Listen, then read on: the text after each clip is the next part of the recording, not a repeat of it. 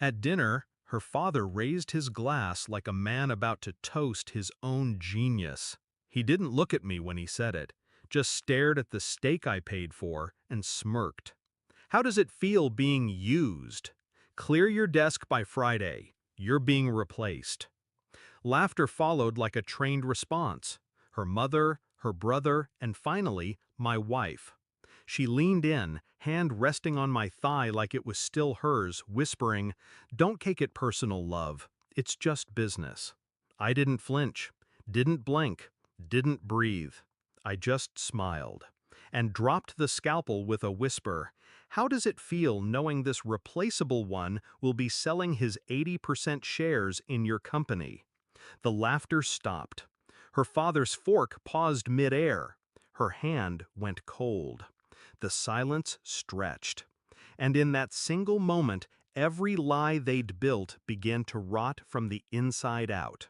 But this didn't start here. No. It started the night I stopped ignoring the silence between us. She'd been distant for months, but I excused it. Stress, deadlines, fertility treatments. I watched her pour a second glass of wine one night after swearing off alcohol during our IVF rounds. I asked nothing. She offered nothing. That night, she turned away from me in bed like I was a stranger she regretted bringing home. Something fractured inside me then. Not from anger, from clarity. I wasn't losing her. She was already gone. Her phone lit up at 3:17 a.m. the next morning. I saw the name flash once. D. Lancaster. No emoji, just a name. She slept like nothing inside her had ever carried a secret. I stared at the screen until it dimmed. She rolled toward me in her sleep. Her hand brushed mine. I didn't move, didn't sleep, didn't speak of it.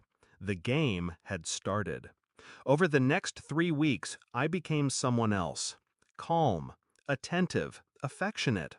She thought I'd given up. In truth, I was pulling threads. Quietly. Precisely. I took a business trip. Didn't tell her I never left the city. I hired a friend in cybersecurity to extract her deleted messages. No one suspects the man who smiles through breakfast. I found what I needed. Photos. Receipts. One message from D. Lancaster that made my stomach turn. Does he know the baby's not his? There was no baby. At least, not anymore. That was the part that broke me. Not her betrayal, but the quiet possibility that even my grief had been a lie. I contacted a private DNA lab, took the toothbrush she claimed was old and untouched, mailed it along with mine. Results would take time, but I'd already decided something. No confrontation, no screaming, no begging for answers I already owned. I would end this like a surgeon. The email came in at 6:02 a.m. Paternity inconclusive. No genetic match. I read it twice, then once more. The toothbrush wasn't hers. She knew I'd suspect. She planted a decoy. I smiled. She was playing defense, which meant she knew I'd found the cracks. At dinner that night, she served me wine with trembling fingers. Her father bragged about finally restoring order to the board. They didn't know I'd rewritten the bylaws last year. Didn't know I'd shifted the voting power behind their backs. Didn't know Daniel Lancaster wasn't just her lover. He was her father's CFO. And now, my greatest leverage. So when her father mocked me in front of them all, "Clear your desk by Friday. You're being replaced." I didn't argue. I nodded, then said, calmly, "I'll transfer my 80% shares to a silent buyer tomorrow. I believe you've met him. Daniel Lancaster." Her father choked. She froze. I stood, leaving my untouched glass behind. Enjoy the new leadership.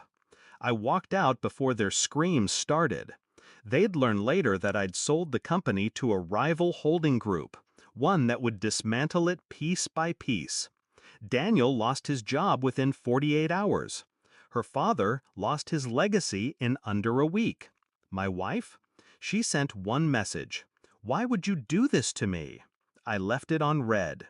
I moved into a smaller place. Simple, clean, quiet.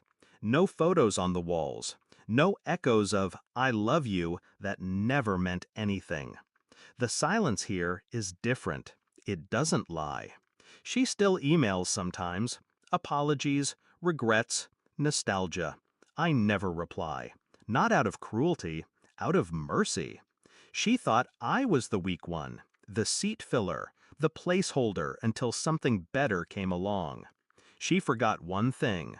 I built the table they were sitting at, and I never needed an invitation to leave it burning behind me. I don't miss her voice, only the silence that came after it.